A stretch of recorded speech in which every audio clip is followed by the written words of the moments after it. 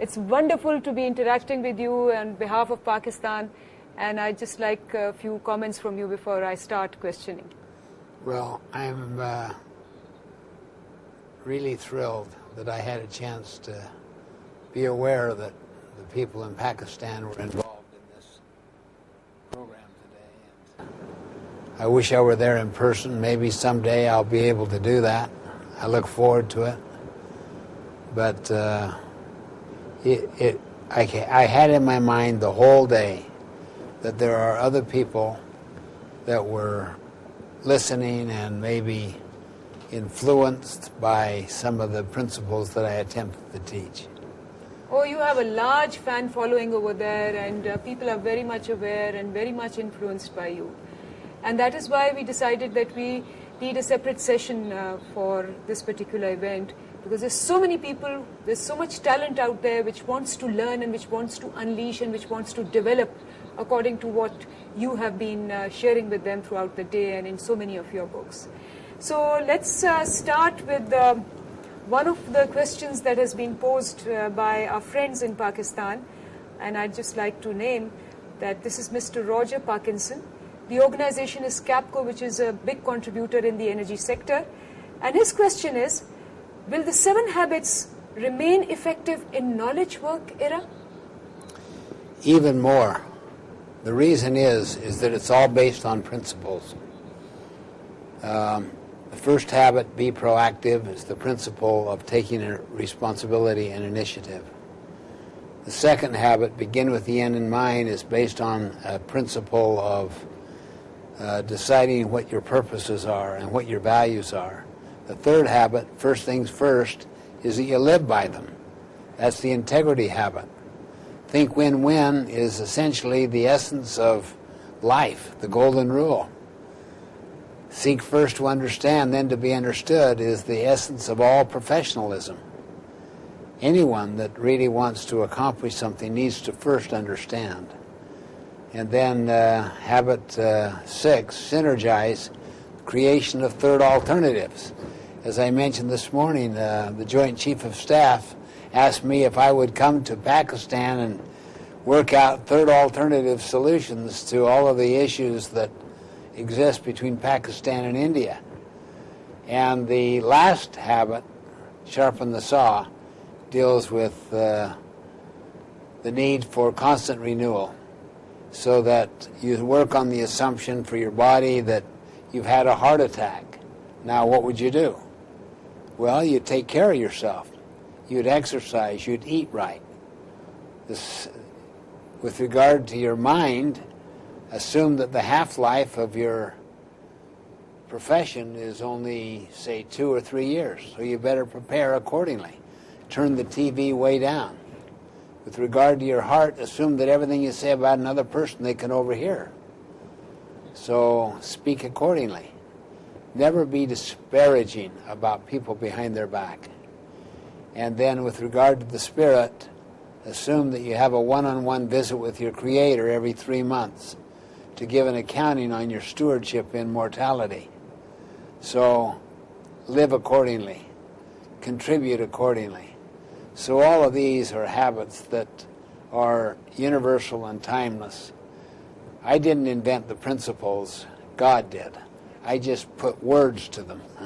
Absolutely. So what you're saying is that because they are principles and they're timeless, they will remain there regardless of the era. Exactly, they will.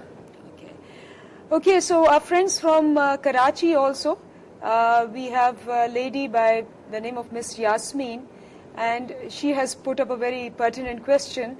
She says, how can we achieve win-win situations with our bosses when they can get credit for their subordinates' efforts?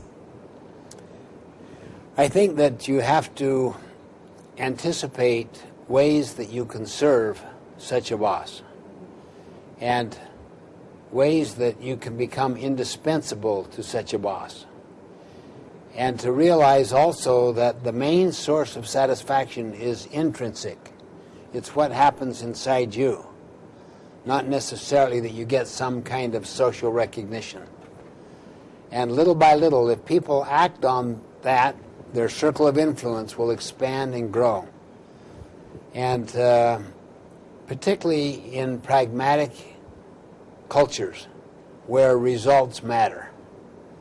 If you're in cultures where results don't matter at all, you may choose another culture to work in. So the choice is always yours. Yes. Either you try to do something your boss really appreciates, or you choose another boss. Exactly. Okay. Okay, this is interesting. Okay, our friend from Lahore, Mr. Zishan Rana, the organization is Zong. He has a rather interesting question. He says, with reference to current international recession with job cuts everywhere in the world, how can we still motivate ourselves, our teams, and keep the focus on strategic goals rather than personal gain? Can we still be aligned in the face of all this? Being a manager, what steps would you suggest to counter the situation mentioned? The 4 disciplines of execution.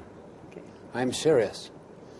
Our training and development business has dropped, but the 4 disciplines of execution has exploded. I mean, once a person gets involved in that, you unleash the creative energy of all kinds of people, and it creates a different culture so that you develop long-term competitive advantage, long-term survivability. So I would recommend the 4 disciplines of execution. That's all written up in the 8th Habit book. Oh, great. So the 4 disciplines of execution about WIGs, wildly important goals, and creating a compelling scorecard, and then holding accountable. Right. These are the things which you can do to, even in this downturn, be able to get your teams together and get See, results. the key there is culture. The key is culture. Yeah. Absolutely. And somehow, Stephen, what happens is that most of us feel that the culture can only be created by the top management. So we absolve ourselves from the responsibility and say, sorry, it's the culture, I can't do much. So what do you do about that? Well, in fact, the culture is not created by the top people. The culture is created by the bottom up, not the top down. Leadership is not conferred from above, it's conferred from below. It's called moral authority. Absolutely. And that powerfully influences the culture. And you represent the value system of the people, and you are a catalyst for changing the culture, and you can do it. So don't get the idea. A lot of top executives think that they create the culture. Absolutely not. They create the opposite culture than they try to create. Okay. One that is adversarial and one that takes them on. So the culture is basically a bottom-up approach.